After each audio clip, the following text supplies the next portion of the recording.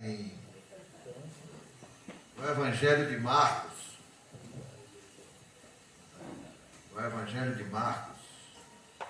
capítulo 2,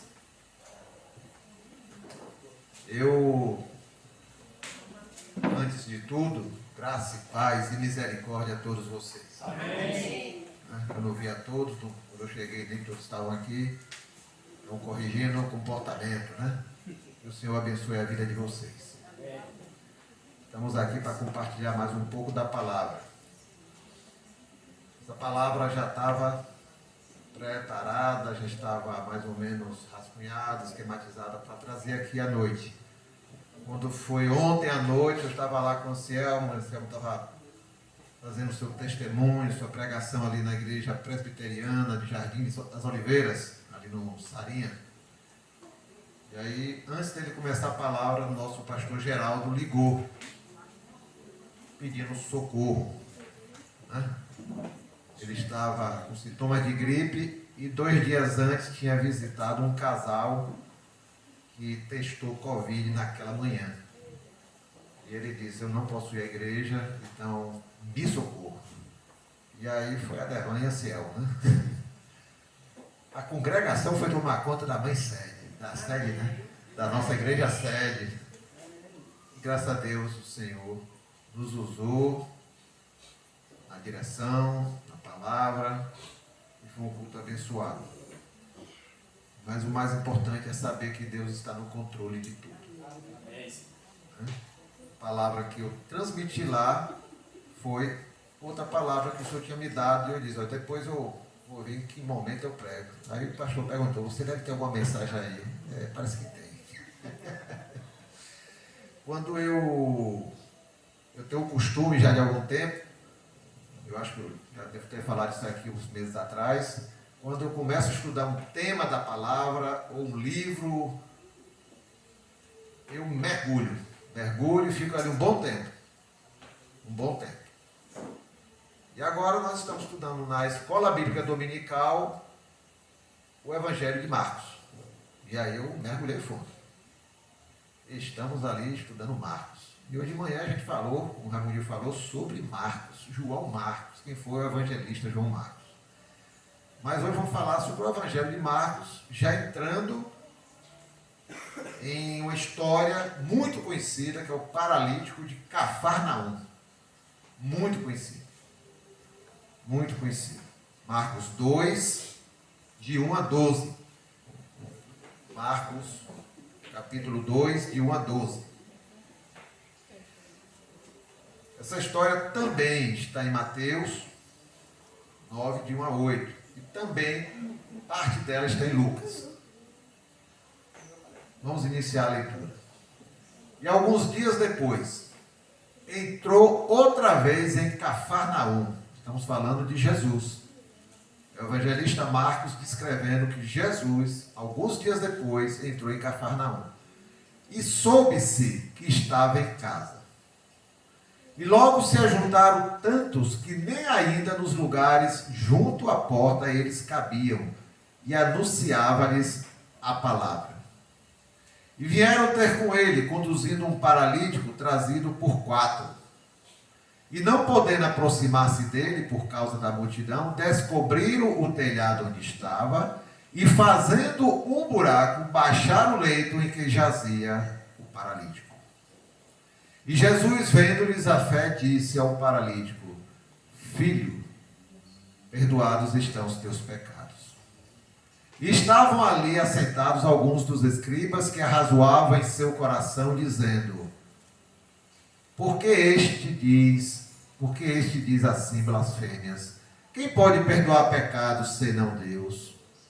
E Jesus, conhecendo logo em seu espírito que assim lhes arrazoavam entre si, lhes disse: por que arrazoais sobre estas coisas em vosso coração?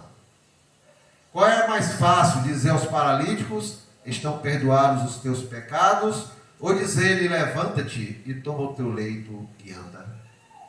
Ora, para que saibais que o Filho do Homem tem na terra poder para perdoar pecados, disse ao paralítico: a ti te digo, levanta-te e toma o teu leito e vai para a tua casa.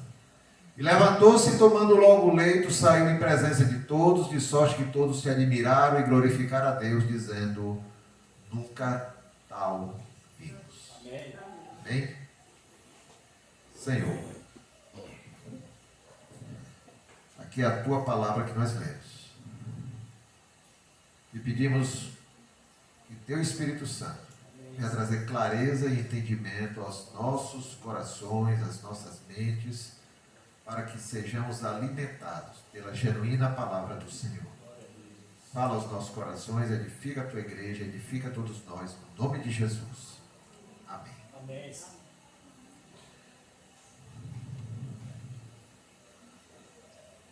Evangelista Marcos. Irmãos, a Bíblia tem 4 livros que nós chamamos de Evangelho. Né? Muito conhecido.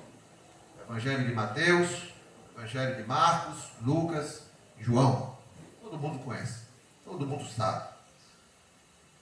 Mas por quê? 4 pessoas escreveram a mesma coisa. Qual foi a intenção disso? Deus, na sua sabedoria, pegou 4 homens e disse: vocês vão escrever sobre as mesmas coisas. Mas do ponto de vista de vocês, aquilo que vocês viram, aquilo que vocês captaram, e escrevam. Por quê? O que cada um escreveu, quando nós juntamos, complementa a verdade. Aí temos uma visão melhor daquele fato, da história e das verdades que eles descreveram. Mateus, só para resumir, Mateus era discípulo de Jesus, judeu. O que é que Mateus, qual era o público de Mateus? A quem Mateus estava direcionando o seu evangelho? Principalmente aos judeus. Mateus queria, como judeu, provar aos judeus que Jesus era o Messias. Aí você vai ver os escritos de Mateus, o que Mateus procurou destacar na sua visão, temas que envolviam o judaísmo. Aí vem ele falando direto sobre fariseus, sobre saduceus, sobre os temas que eram concernentes aos judeus. Lucas nasceu na Síria. Lucas não era judeu. Viveu na Antioquia. Provavelmente foi discípulo de Paulo. O público de Lucas, médico de profissão para aquela época, dentro das condições possíveis, ele era médico. Lucas escreveu para um certo, qual o nome dele? Eu anotei aqui, Teófilo. Lucas escreveu o seu evangelho e escreveu o livro de Atos. Se você juntar os dois, parece um livro só. Ele escreveu para Teófilo. Teófilo era um cidadão, provavelmente cidadão romano, que morava em Roma. Alguma autoridade, ele tinha alguma função de destaque lá em Roma. Então, Lucas escreveu para ele. Lucas procurou fazer o quê? Escrever um relato histórico. Ele levantou a história de Jesus, com detalhes, para Teófilo. Alguns estudiosos acham que Teófilo foi apenas um pretexto para Lucas escrever, mas na verdade seria para um público maior. Teófilo se caísse na mão de alguém que achasse que aquilo era uma coisa subversiva, não, isso aqui é uma carta de um homem para outro. Não tem nenhum problema. Mas o que importa é que ele escreveu e fez um relato histórico da vida de Jesus. Está aqui até hoje esse relato. João, discípulo de Jesus, escreveu o Evangelho. João escreveu muitos anos depois. Provavelmente foi o último Evangelho a ser escrito. Né? João, quando escreveu o Evangelho, já havia heresias circulando e já entrando na igreja, entrando, quando a gente fala, é tentando influenciar pessoas a crer que Jesus não veio em carne. Que Jesus não foi o verbo que se fez carne. Por isso que João escreve, e o verbo se fez carne e habitou entre nós. Lá nas suas cartas, João diz: eu apalpei o verbo da vida. Eu toquei nele. Vai dizer, ele veio em carne. Então ele estava combatendo heresias que já existiam. E João estava dizendo, ele veio em carne. E ele era o Filho Deus. E Marcos, judeu de nascimento. Judeu de nascimento, morador de Jerusalém, sobrinho de Barnabé, filho da consolação. Conviveu com Pedro, com Paulo, foi o que Raimundinho estava escrevendo, que a gente conversou hoje sobre essa convivência de Marcos com essa turma. Só andou com turma boa, né? Só Pedro, Paulo, Barnabé, olha rapaz, o cara fez uma seleção e foi andar com eles, deu no que deu, né? Cresceu e amadureceu na fé. Amém. Provavelmente, Marcos foi o fundador da igreja no Egito, na cidade de Alexandria, e essa igreja existe até hoje. É uma igreja enorme que tem lá, só de cristãos. Fundada por Marcos, o evangelista. Né? E Marcos, no seu evangelho, a ênfase dele era dizer: Jesus veio para servir. Jesus veio para servir. Filho do homem veio para servir, para dar sua vida em resgate de muitos. Então apresentou Jesus como servo, que ele veio para servir e que Jesus era o Filho de Deus. Essa foi a ênfase de Marcos. Aí quando você soma essas 4 visões, você tem uma visão mais ampla e profunda do que é o Evangelho. Foram visões distintas sobre os mesmos fatos que se complementaram. Mas vamos entrar aqui em Marcos, dentro do texto, né? O início do ministério de Jesus. Marcos está começando a falar no capítulo 1 e a gente agora no capítulo 2, é o início do ministério de Jesus. Jesus, após ser batizado, a gente tem que levantar o contexto das coisas que estão acontecendo. Jesus, após ser batizado por João Batista, lá no Rio Jordão, após 40 dias no deserto, em oração e jejum, como a gente sabe a história, Jesus volta para a Galiléia. A Galiléia ficava ao norte, né? Aqui onde a gente está é sul, então norte, vamos lá, subiu aí para o Baitaba, mais adiante, né?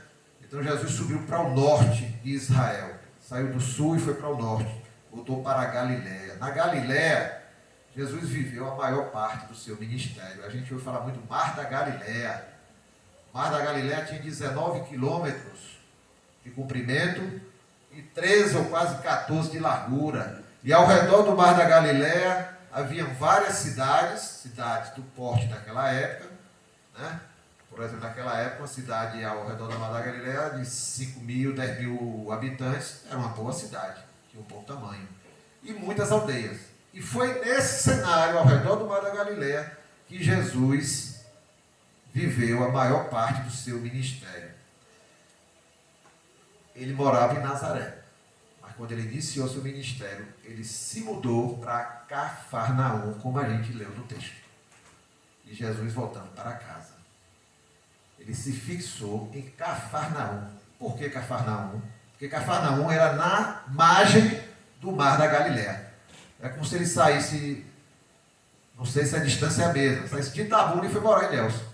Para ficar de junto do mar, para facilitar a sua locomoção ao redor do Mar da Galiléia, aonde ele foi viver seu ministério. Em Cafarnaum, Jesus chamou João, chamou André, chamou Tiago, chamou Pedro, chamou Mateus para ser seu discípulo. Foi ali que ele chamou esses homens. E assim, ali em Cafarnaum, Jesus começou a pregar o evangelho do reino de Deus. Né? Lá em Marcos 1,15 ele diz, Jesus começou a dizer, o tempo está cumprido e o reino de Deus está próximo. Arrependei-vos e crede no evangelho. Foi assim que começou o ministério de Jesus, em Cafarnaum. Em Cafarnaum ele fez muitos sinais, irmãos, muitos milagres, e ensinou acerca do reino de Deus. Todas as coisas impactaram as pessoas. Tudo que Jesus fez impactou. E elas se admiravam da sua doutrina e da sua autoridade. Ficavam maravilhadas com Jesus. Porque não existia nada igual. Nunca havia acontecido nada igual de alguém falar com autoridade e com a forma que Jesus falava. Com a clareza, com a autoridade, com a sinceridade, com a espontaneidade. Nunca havia aquilo. Então Jesus chamou a atenção. Marcos relata que a fama de Jesus se espalhou por toda a Galiléia, toda aquela região norte de Israel, as cidades e as aldeias. E assim, a coisa que se formou, por onde Jesus passava era o quê? As multidões. A fama dele se espalhou. Cada milagre, cada prodígio, seus ensinos, se espalhou. E todo mundo queria chegar perto de Jesus, queria ver Jesus, tinha curiosidade para ver Jesus.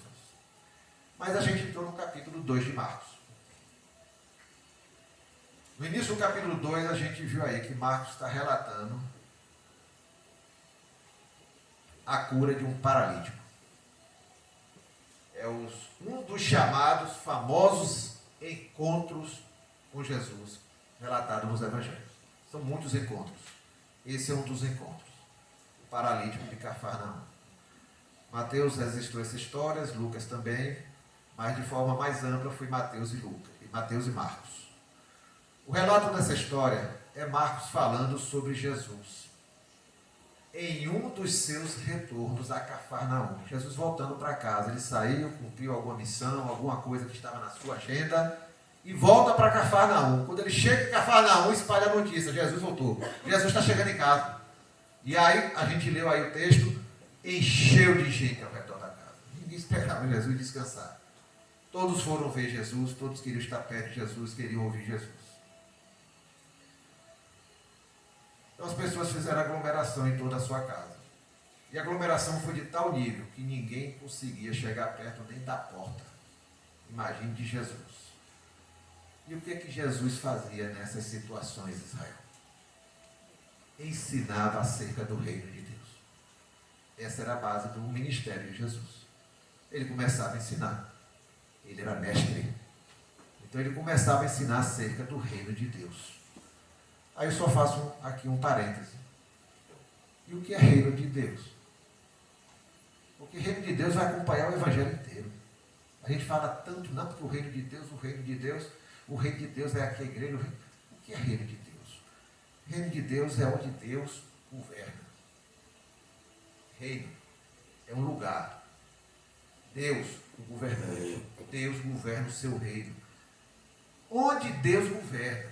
E que lugar é esse onde ele manda, onde ele governa e é obedecido? Meu coração, teu coração. Esse é o reino de Deus, é um reino espiritual. Por isso que ele diz, o reino de Deus está no meio de vós. Não é um lugar físico. Não é um país, não é uma nação. É quando você diz, Senhor, eu te obedeço. Ali está o reino de Deus. Então o reino de Deus é onde ele governa, onde ele manda, onde ele é obedecido. É um reino espiritual e eterno. Porque os judeus estavam esperando um reino temporário. Viria um Messias todo forte, poderoso, com armas, com exército. E governaria Israel e faria restaurar a glória de Israel.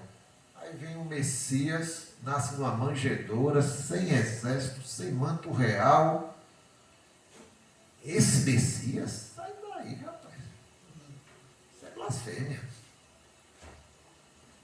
Mas Deus veio para estabelecer o reino eterno dele. Amém. Os corações que o recebessem. Corações humildes, igual aquela manjedoura. E o evangelho do reino era a mensagem do reino de Deus. As boas novas de que Deus chegou para governar a vida do homem. Deus veio para governar, restaurar as almas arrependidas e resgatadas, tirando das trevas para a maravilhosa luz do Senhor.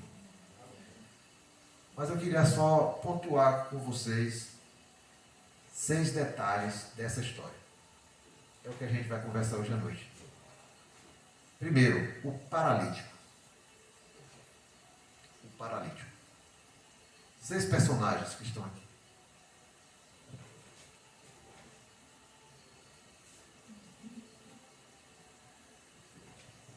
O paralítico de Cafarnaum. A história é conhecida por esse detalhe. Marcos e Mateus não descreveram a origem da doença do paralítico. Disseram, o paralítico. Não sabemos se é uma doença por acidente, de nascença, né? Não sabemos. doença, já nasceu assim, foi um acidente, não sabemos. Mas ele era um paralítico.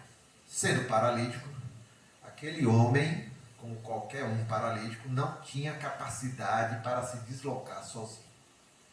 Aquele homem dependia sempre da boa vontade, da disposição e da disponibilidade das pessoas em o ajudarem. Essa era a vida dele. E a gente tem que analisar que ele vivia numa época que, como é que dá o nome, acessibilidade, né? A inclusão, isso era tema inexistente. Né? Inexistente para aquela época. Então, sofria mesmo. Era uma pessoa sem autonomia, presa nas situações da vida, da sua vida. Levava uma vida extremamente limitada, aquele paralítico.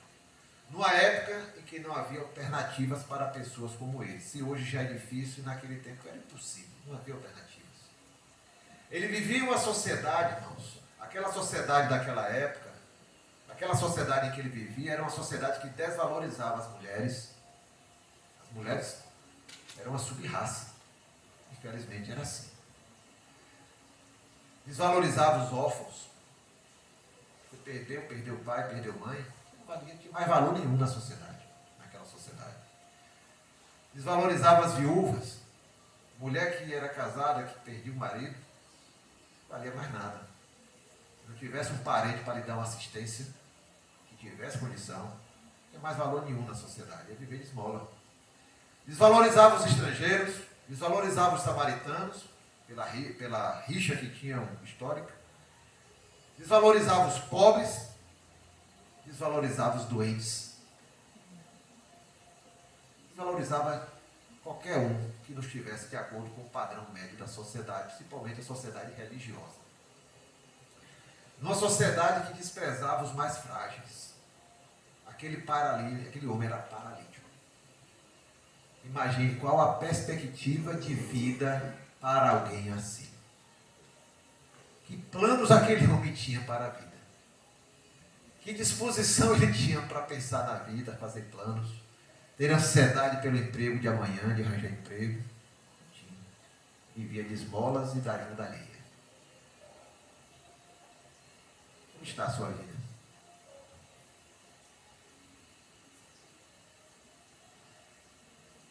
Na nossa sociedade atual, na nossa vida atual, há muitas pessoas semelhantes àquele paralítico. Mesmo andando, trabalhando, estudando, se movimentando no meio da sociedade, são pessoas sem nenhuma perspectiva, desanimadas, pessoas que parecem sãs, mas na verdade são doentes, em estado vegetativo. Semelhantes a alguém que está no leito de hospital vivendo por aparelho. Aparência de pessoas saudáveis. Mas se você tocar, desmorona. Quando bota a cabeça no travesseiro, se encontra com a realidade da vida. Semanas atrás eu estava conversando com um colega, e esse colega sempre foi aquela pessoa cheia de si, mas descobriu uma doença. E essa doença tem risco de morte. E ele desmoronou. Desmoronou. A gente tenta falar do Senhor, mas ele não quer ouvir. E aí está em estado vegetativo, mesmo respirando e andando e trabalhando. Quando você toca, ele desmorona. São paralíticos da vida atual. Pessoas que estão vivendo como se fossem aparelhos de hospital, apenas sobrevivendo para respirar.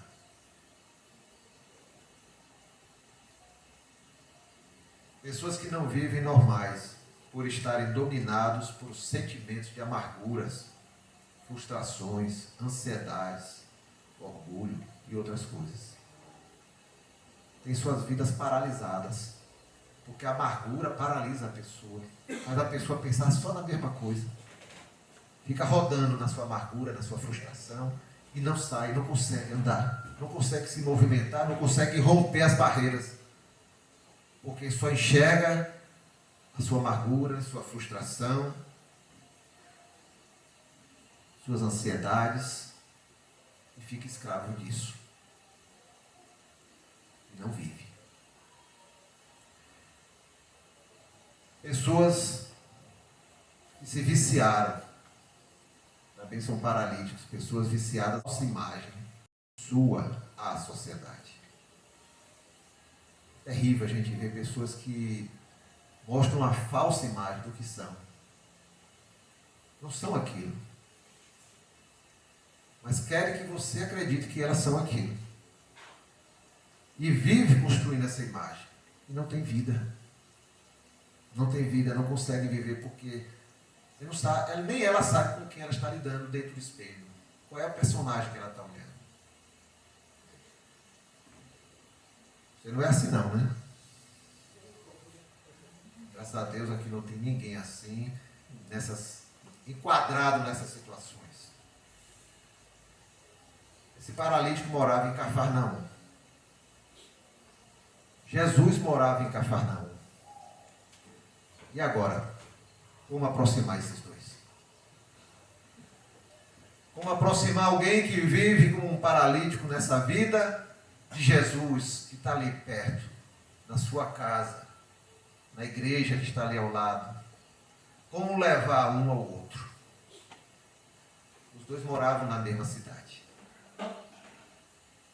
Vamos falar sobre o segundo personagem. Os 4 amigos. Quando eu falo dos 4 amigos, eu prefiro dizer a igreja. Que Jesus tem sonho de ver. Marcos descreve esses 4 homens. Esses 4 homens ergueram o paralítico no seu leito.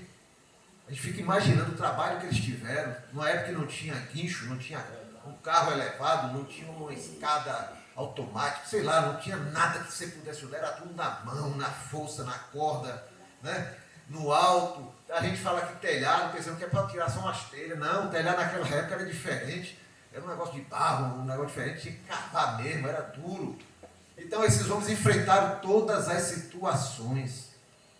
Esses homens se esforçaram para erguer aquele paralítico naquela altura, sem nenhum instrumento moderno como nós temos hoje, e que já seria difícil. Eles abriram o telhado e desceram o homem no lugar exato aonde Jesus estava. Então tiveram esse cálculo de engenharia, né? Cálculo matemático, de ter todo esse trabalho e calcular e botar o homem aonde Jesus estava. O texto descreve esses homens como amigos do paralítico. A gente leu aí. 4 amigos. Portanto, esses amigos eram conhecidos dele. Podiam ser vizinhos. Poderia ser parente. Pessoas próximas da família. Alguma proximidade eles tinham porque foram apresentados como amigos. Resumindo, eram pessoas que conheciam aquele homem e conviviam com a sua realidade. Esses homens se esforçaram para levar o amigo paralítico a Jesus. Unir os dois, aproximar os dois. Eles investiram esforços para dar ao amigo a melhor solução para a sua vida. Jesus. Eles abriram mão do seu tempo. Eles abriram mão dos seus próprios interesses naquele momento. Eles abriram mão dos seus compromissos para ajudar quem precisava. Esse é o verdadeiro amigo. Marcos diz que Jesus, a gente leu aí, viu a fé deles. Vocês lembram do texto? Jesus vendo-lhes a fé, viu a fé deles, dos 4. Vendo-lhes a fé, Jesus viu. Jesus viu o coração deles, daqueles 4 homens, Movidos para quê? Servir o amigo. Levar o amigo à melhor solução para a sua vida. Foi todo o esforço que esses amigos fizeram. Jesus viu a disposição sincera e doação pelo próximo naqueles homens. Jesus viu que eles criam que o amigo poderia ser agraciado pelo Mestre. E desprenderam todos os esforços para levar o seu amigo a Jesus. Essa é a missão da igreja. Levar os nossos parentes, nossos amigos, nossos colegas, nossos vizinhos, as pessoas com quem temos relacionamento, levá-los ao Senhor. Essa é a missão da igreja. Jesus vendo-lhes a fé e ajudar aquele homem a quê? A levar a Jesus. Você e eu fomos resgatados do reino das trevas para o reino de Deus. Eu, você, já fomos abençoados. Agora é nosso papel levar outros a Jesus. Essa é a função da igreja. Essa é a nossa missão. Jesus veio para servir, como Marcos descreve de forma tão clara no seu evangelho. Jesus veio para servir e para dar a sua vida em resgate de muitos, como Marcos escreveu. Aqueles que dizem crer em Jesus, aqueles que dizem que seguem Jesus, agora é hora de doar suas vidas para resgatar outros para Jesus. Essa é a função da igreja. Levar a Jesus aqueles que nos cercam, aqueles que fazem parte do nosso convívio e dos nossos relacionamentos. Essa é a nossa missão. Aí Jesus vai ver a nossa fé, como viu daqueles 4 amigos. Mas vamos avançando. O terceiro personagem, a multidão. O texto descreve a multidão cercando a casa. Era sempre assim. As multidões estavam onde Jesus estava. Mas quem formava essa multidão? Quais eram as pessoas que formavam essa multidão? Muitos queriam ouvir os ensinos de Jesus. Sempre há pessoas sinceras dentro, querendo ouvir alguma coisa, aprender alguma coisa. Então havia algumas pessoas sinceras. Mas outros queriam ver os milagres. Opa, vai ter milagre hoje, vamos ver, eu quero ver o negócio lá. Fogo vai descer. Então vem milagre. E, se possível, ser beneficiado com algum deles. Sobrar uma rebarba lá, eu quero. Para mim, para um parente meu. Milagre. Por favor. O milagre. Jesus é Jesus. O milagre é outra coisa. Eu quero o milagre. Outros iam lá por curiosidade. Como é que não vai ter curiosidade mesmo, né? Ver aquela agitação, milagre, palavra, multidão. Imagine uma cidade de uns 5 mil habitantes, de repente tem 10 mil pessoas dentro da cidade, vindo de outras aldeias, de outras cidades, tudo ao redor da casa de Jesus, Jesus fazendo milagre, falando, pregando e tudo. Quem é que não vai numa cidade? Não vai? Vai lá ver sim, com certeza. Então muita gente ia por curiosidade, outros iam para criticar, como a gente viu aí no texto. Ia para criticar, para procurar erro, procurar falha, procurar algo para acusar. Mas Jesus nunca se empolgou com as multidões. Jesus nunca se empolgou com as multidões. Jesus veio para formar discípulos, não multidões. Jesus veio para formar a sua igreja, não templos recheados de pessoas. Discípulo é aquele que reconhece a autoridade do seu mestre, se submete aos seus ensinos e segue seu exemplo de vida. Isso é o discípulo. Foi esse que Jesus veio buscar aqui e veio chamar. E sejamos seus discípulos. Quando Jesus falou sobre o preço para ser seu discípulo, qual foi a reação da multidão? Deu as costas, largou ele sozinho com os 12. A multidão, como se diz, deu linha. Esse preço eu não quero não. Tá está alto demais. Deram as costas e foram embora. Por isso que Jesus perguntou aos 12, e vocês querem ir também? E aí Pedro tem aquela resposta que nós conhecemos, para quem iremos nós? Não se iluda com a multidão. Não nos iludamos com a multidão. Os templos cheios de pessoas, não querem dizer que as pessoas estão dispostas a andar com Jesus. Muitos frequentam as igrejas por causa das amizades que tem ali. Por causa dos familiares que já estão ali há muito tempo. Muitos frequentam em busca dos benefícios que eles conseguem ali dentro daquela instituição. Muitos frequentam certas igrejas por causa do status que dá ser membro de tal igreja, ou ser membro de outra igreja, ou eu sou membro da igreja do pastor fulano de tal. Muitos frequentam igrejas para exibir seus talentos, suas habilidades, mas não porque Jesus está lá.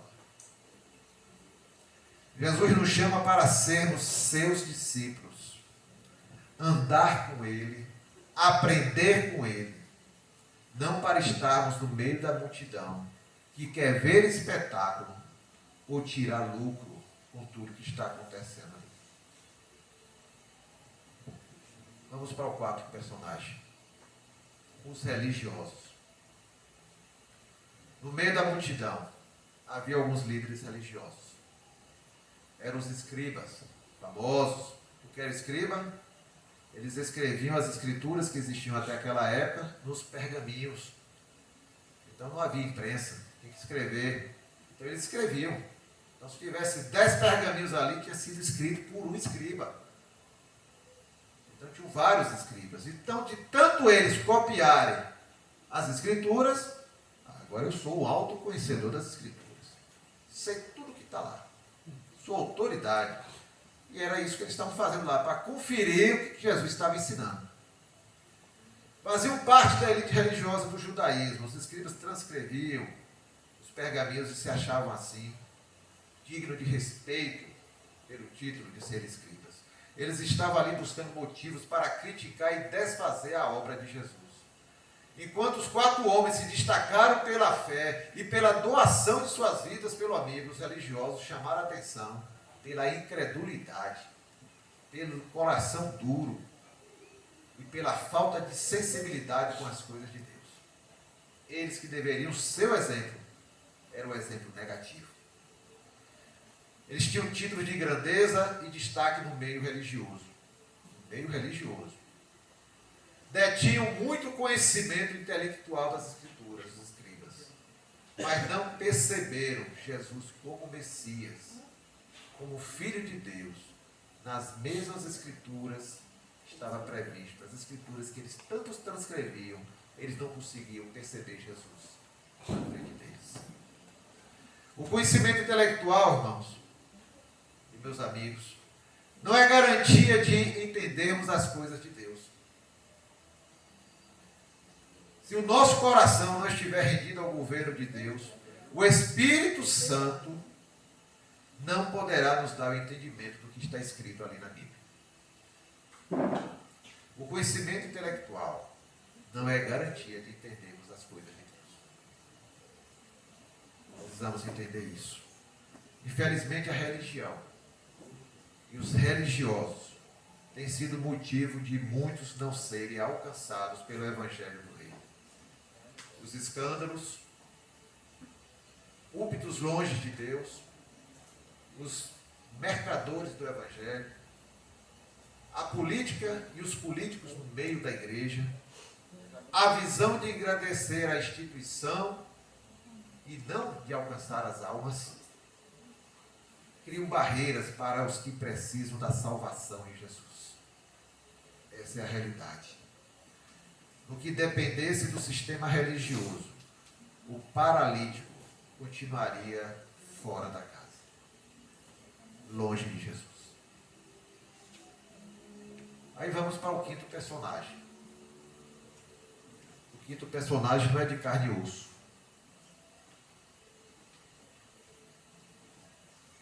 Embora tenha muitos ali. Cafarnaum. Jesus foi morar onde? Cafarnaum. Cidade que teve o privilégio de ter que morador ilustre? Jesus. Você imaginou? Jesus morando na sua cidade. Ou ia fazer tanta coisa. Será? Jesus foi um morador ilustre de Cafarnaum por muito tempo. Ele não ficava ali direto. Saía, cumpria a missão, voltava. Saía, ia para outras cidades, voltava. Saía, então era assim. Ele ia e voltava. O povo de Cafarnaum viu Jesus manifestar a presença de Deus. Jesus manifestou a presença de Deus ali naquela cidade. Naquela região sofrida e desprezada pelos anos de guerras, séculos de guerra, de opressão, de ter sido esmagado no passado pelo Império Assírio, de ter sido separado de Israel, de Judá, da região sul, e de ter sido humilhado, e praticamente foi uma região que desapareceu como Israel. Então era uma região sofrida, região de sombras, como o profeta falava. E nessa região de sombras apareceu uma grande e maravilhosa luz, e foi Jesus. Cafarnaum teve a oportunidade de ver o Messias, o Filho de Deus, andando em suas ruas, cuidando do seu povo. Foi um abundante derramar da graça de Deus profetizado lá em Isaías e Oséias. Jesus andando nas ruas de Cafarnaum, cuidando do povo, abençoando, curando, ensinando pessoalmente. Isaías 9:2 ele diz: o povo que andava nas trevas viu uma grande luz, sobre os que habitavam na terra da escuridão resplandeceu a luz. Está falando da região norte de Israel, onde estava Cafarnaum, ali toda aquela região da Galileia. Em Cafarnaum, quando a gente vai ler os evangelhos, a gente vai ver que Jesus curou a sogra de Pedro, está lá registrado. Jesus curou o paralítico de Cafarnaum, como a gente está falando aqui hoje. A filha de Jairo foi lá. A mulher do fluxo de sangue foi lá. O servo do centurião romano foi lá em Cafarnaum. O homem da mão mirrada dentro da sinagoga foi lá. Libertou muitos endemoniados ali em Cafarnaum. E pregou o evangelho do reino ali em Cafarnaum. Esses são os que já estão bem claros, registrados. Mas em Mateus 11, 23 e 24, vou pedir a Jair para colocar aí. Mateus 11, 23 e 24. Jesus descreve algo terrível sobre Cafarnaum. Está aí.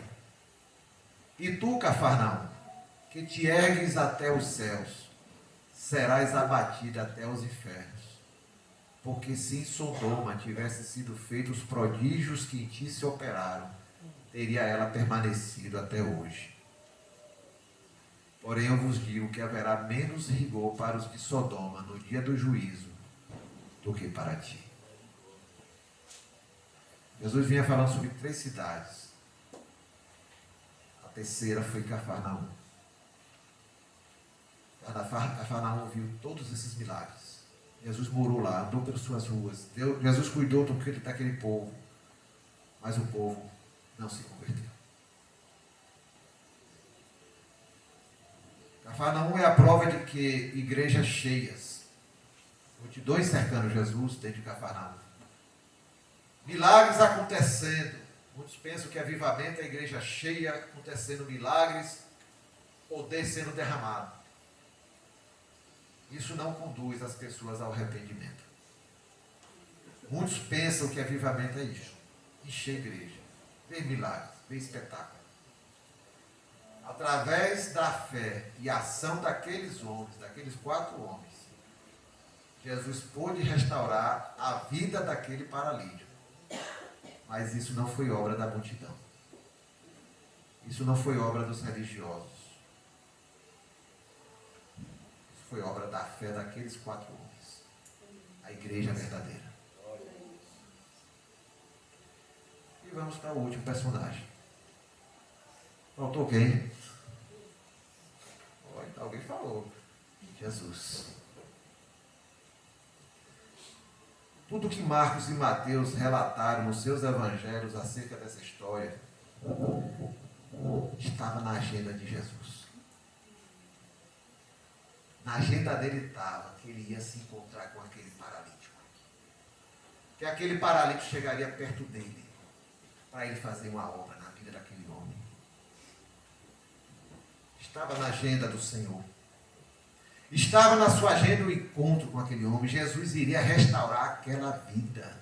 Como a gente cantou, Helena cantou aqui, ele veio para nos salvar. Veio para nos salvar, ele veio para salvar. E aquele homem estava na agenda de Jesus.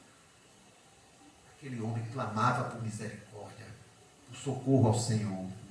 E tinha 4 amigos que levariam aquele homem até Jesus. A obra de Jesus é completa. Ele entra em nossas vidas e alcança todas as nossas áreas, e foi o que a gente viu no relato. Quando o paralítico foi colocado na frente de Jesus, Jesus atuou em todas as áreas da vida daquele homem. E ele quer atuar nas áreas da nossa vida, do mesmo jeito. Essa é a obra de Jesus. O muro armado, o muro chamado multidão, foi superado para aquele homem chegar a Jesus. A barreira da incredulidade de Cafarnaum, como a gente viu, foi vencida. Aquele homem chegou até Jesus. A confusão que os religiosos fazem nas mentes das pessoas, foi desfeita, e aquele homem chegou até Jesus. Nada impediu aquele homem de chegar até Jesus.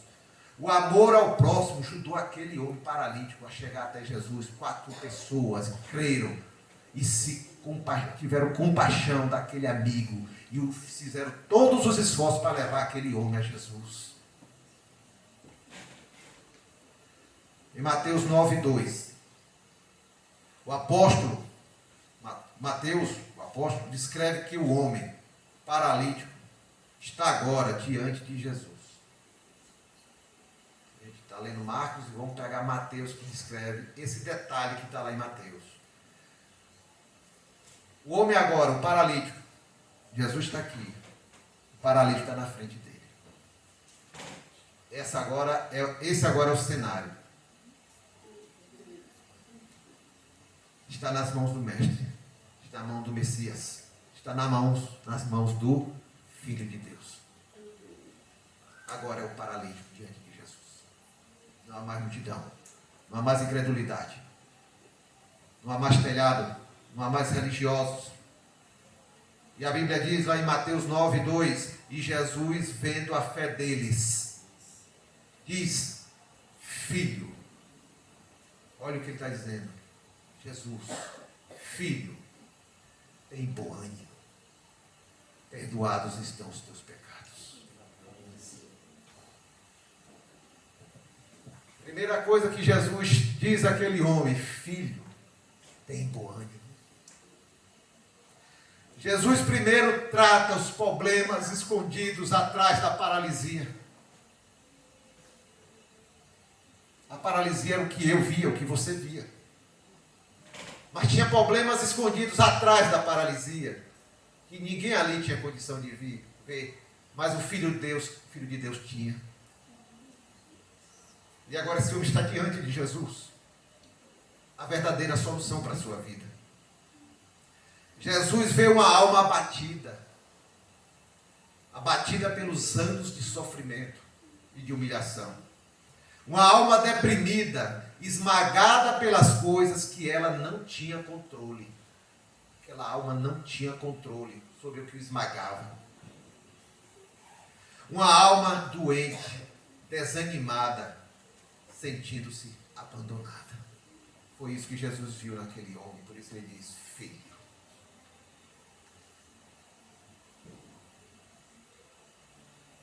O que aquele homem não sentiu quando Jesus diz: filho? Parece simples a gente descrever isso. Mas foi um bálsamo na alma daquele homem, ser chamado de filho pelo Filho de Deus.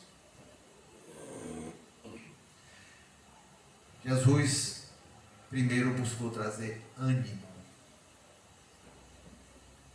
chamando ele de filho, mostrou simpatia, compreensão e sensibilidade ao seu sofrimento. Foi como se Jesus dissesse àquele homem aquela frase que nos evangelismos a gente usa muito, né, Anselmo? Você é precioso para Deus. Você está sofrendo há tanto tempo, esmagado pelo sofrimento. A tua alma está em flagelo, fragmentada.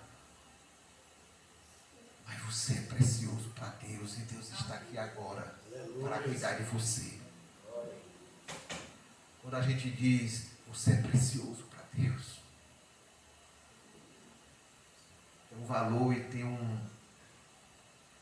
uma força espiritual, no mundo espiritual, essas palavras, que vem do Senhor para aquela vida que está recebendo. Você é precioso para Deus.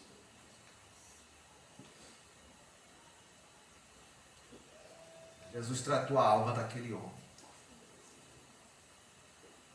Ele também veio para salvar as nossas almas. Almas abatidas, oprimidas e sobrecarregadas. Que nos deixam paralisados nessa vida. E fazem a gente andar nesse mundo, mas não viver. Jesus vem para nos libertar disso, nos curar. Seja qual é a paralisia que te aflige, seja qual é o problema que te aflige, seja qual é o problema que nos alcança, Ele vem para nos tratar e nos salvar desses problemas. Precisamos deixar o Senhor tratar nossas mazelas da alma. Tratar, irmãos, é fazer o curativo para estancar o sangramento que está lá dentro. Ele faz o curativo e estanca para o sangramento e obtém o alívio. Depois, é permitir que ele faça a cirurgia necessária, nos ajudando a resolver, renunciar ou enfrentar da forma correta as causas que afligem a nossa alma. O Senhor nos dê sabedoria acerca dessas coisas. Amém. Porque muitas pessoas sofrem na alma por problemas que elas mesmas podem resolver, mas já não enxergam isso. Jesus disse também, perdoados estão os teus pecados. Como é paralítico. Jesus trata da alma da pessoa e agora vai tratar da vida espiritual. Jesus sabia que aquele homem tinha algo escondido ainda na sua vida. Algo que também o afligia e o paralisava. Agora Jesus está tratando o problema mais grave na vida daquele homem e na vida nossa também, o pecado. Porque o pecado nos separa de Deus e nos tira a vida de Deus. A doença mais grave de qualquer ser humano é o pecado. Por isso Jesus tratou imediatamente. O pecado não é para ser tratado depois, é logo. Filho, perdoados estão os teus pecados. Algo acompanhava o interior daquele homem. A multidão não tinha condição de ver. Os religiosos não tinham condição de ver. Mas Jesus viu. Meus amigos tinham condição de ver. Mas Jesus viu. E tratou esse problema. Esse problema esmagava aquele homem. Jesus viu isso. Os amigos não podiam ver, a multidão, os religiosos, mas Jesus o livrou da carga mais pesada que levava nos seus ombros. Essa é a obra que Jesus mais quer fazer na minha vida e na sua. Ele veio para nos salvar dos nossos pecados. Nos salvar daquilo que nos afasta de Deus. Daquilo que Satanás nos usa para nos acusar, nos fazendo sentir inúteis para Deus. E aí vem o desprezo que a gente acha que tem de Deus. E nos isolamos de Deus. E nos isolamos mais ainda da solução, que é o próprio Senhor. Essa é a obra que Jesus mais quer fazer em nossas vidas. Nos curar dos nossos pecados. Jesus veio para nos salvar, irmãos, da falsa religiosidade. Que cercou aquele ambiente ali. E que impedia aquele homem de chegar ao Senhor. questionando Jesus, não crendo em Jesus. Jesus veio nos salvar da falsa religiosidade, dessa religião falsa, da parte falsa da religião, que afasta o homem de Deus, porque causa uma confusão nas nossas mentes. Jesus veio nos salvar de achar que frequentar uma igreja é seguir a Deus. Ele nos chamou para ser seus discípulos. Jesus veio para nos salvar da multidão que não tem compromisso com Deus e não se importa com as vidas que estão ali dentro da multidão. Se você cair, vão passar por cima. Assim é a multidão. Jesus veio nos salvar dos falsos religiosos, daqueles que com seus títulos nos afastam da verdade do Senhor. Jesus veio nos salvar de Cafarnaum. Esse mundo é uma grande Cafarnaum. Esse mundo recebeu o Filho de Deus. O Filho de Deus que viveu entre nós, andou entre nós, fez prodígios, fez milagres, ensinou o Evangelho do Reino. Mas essa grande Cafarnaum, como aquela Cafarnaum, rejeitou o Filho de Deus. E tem rejeitado até hoje. E tem rejeitado não só o Filho de Deus, mas todo aquele que o segue. Não tem esperança nesse mundo. A única esperança é Jesus. Amém. Jesus disse, finalizando: levanta-te, toma o teu leito e vai para a tua casa. Foi isso que o paralítico ouviu. O agora ex-paralítico. Ao curar o homem, Jesus mostrou a todos ali, a multidão, aos religiosos, aos incrédulos e aos homens de fé, e ele não tinha limites. Ele era o Filho de Deus que tinha vindo ao mundo resgatar as nossas vidas. Não importa qual é o problema. Não importa o problema com que chegamos a Ele. Ele pode resolver tudo. Ele é soberano. Qual é o teu problema? Qual é a tua aflição? Qual é o teu pecado? Jesus sabe. Ele nos conhece. Cada detalhe das nossas vidas. Mas Jesus veio para te salvar. Jesus veio para te salvar dos teus pecados. Jesus veio para te salvar de você mesmo, nosso maior inimigo, nós mesmos. Jesus veio nos salvar da falsa religião. Muita gente diz que não seguia Jesus porque não sabe qual é a religião verdadeira. Toda religião é falsa. É seguir a Jesus a verdadeira religião. Essa é a religião verdadeira. Ele veio formar discípulos. Conheça Jesus e siga Jesus. Jesus veio nos salvar das multidões desse mundo que tentam nos impedir de chegar à verdade, que nos tentam impedir de entender o que é a igreja do Senhor. Não perca essa oportunidade. Sua decisão tem valor eterno para você. Essa é a história do paralítico de Cafarnaum. Essa pode ser a nossa história. Jesus quer te salvar. Amém? Amém. Que o Senhor nos abençoe. Amém. Ele é o Filho de Deus que andou entre nós e tem poder para fazer qualquer coisa em nossas vidas. Não se deixe vencer pelas multidões que tentam nos impedir de chegar ao Senhor. Não se deixe vencer pelos falsos religiosos. Tem verdadeiros, mas estou falando dos falsos, que nos afastam das verdades do Senhor. Não se deixe vencer pelos incrédulos, que independente de ter milagre ou não, eles nunca vão acreditar. Não se deixe vencer por nada. Vá até Jesus.